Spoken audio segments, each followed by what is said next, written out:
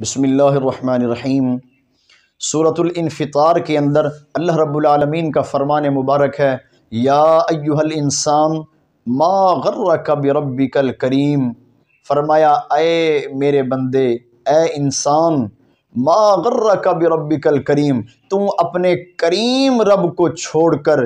اس کی ذات سے ہٹ کر تو نے کسی اور کی طرف لو لگائی، تو کسی اور کی طرف متوجہ ہوا کیوں؟ مطلب کیا کہ اے میرے بندے، مجھ جیسا رحیم، مجھ جیسا کریم تجھے کائنات میں کہیں نہیں ملے گا۔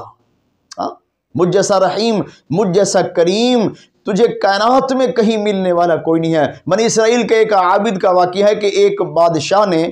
اس عابد کے متعلق سنا کہ وہ بڑے عابد ہیں، بڑے زاہد ہیں، عبادت گزار، تو اس نے پیغام بھیجا کہ جائیے اور اس عابد کو میرے پاس لے کر آئیے۔ جب وہ عابد اس بادشاہ کی دربار میں، اس کی خدمت میں جب وہ پہنچے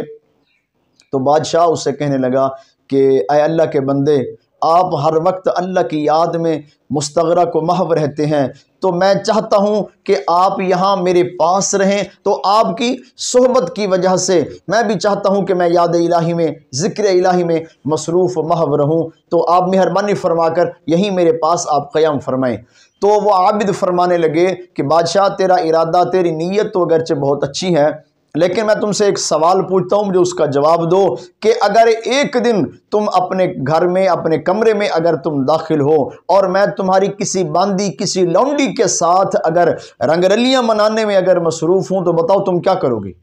تو جب اس عابد نے یہ جملہ کہا تو بادشاہ آگ بگولا ہو گیا اور غضبناک ہو کر کہنے لگا کہ اے فاسق و فاجر، تو میرے سامنے اس طرح کی بات کرتا ہے، تجھے جرت کیسے ہوئی اس طرح کی بات کرنے کی؟ تو وہ عابد مسکرا دیا اور کہنے لگا اے بادشاہ، میرا اللہ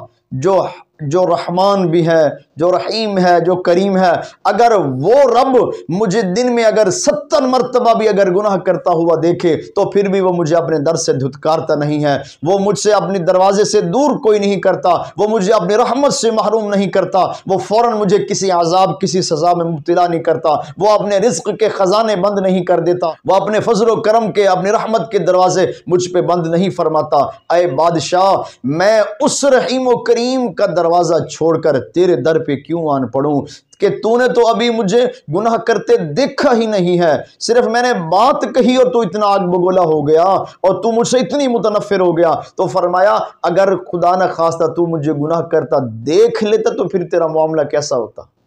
تو اس لیے فرمایا میں تیرے در پہ آن پڑوں کہ ابھی گناہ کیا ہی نہیں ہے اور تو اتنا مجھ پہ ناراض اور غضبناک ہو رہا ہے، تو کیوں آؤں اس رب رحیم، اس رب کریم کو چھوڑ کر جو میری ہزاروں غلطیاں کوتاہیاں بھی دیکھتا ہے، باوجود اس کے پھر بھی مجھ سے درگزر کرتا ہے، پھر بھی وہ مجھ پہ رحم کرتا ہے، وہ مجھے کھانے کے لیے رزق بھی دے رہا ہے، وہ مجھے پینے کے لیے نعمتیں عطا کر رہا ہے، تو ساری نعمتیں تو باوجود گناہ کرنے کے وہ پھر بھی اتنی رحمت والا، اتنی کرم والا معاملہ کر رہا ہے، تو میں اس کے در کو چھوڑ کر تیرے در پہ کیوں آؤں